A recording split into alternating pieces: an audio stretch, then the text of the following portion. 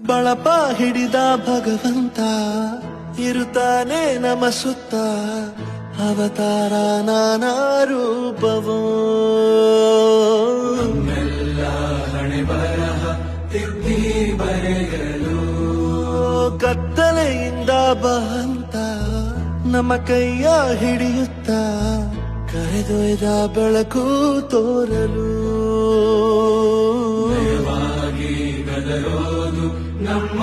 ಬೆಳೆಸಲು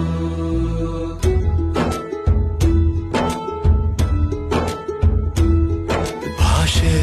ಅಮೃತ ಕುಡಿಸೋ ತಾಯಾಗಿ ಭಾಷೆ ಅಮೃತ ಕುಡಿಸೋದಾಯಾಗಿ ಭವಿಷ್ಯ ಬರೆವಂತ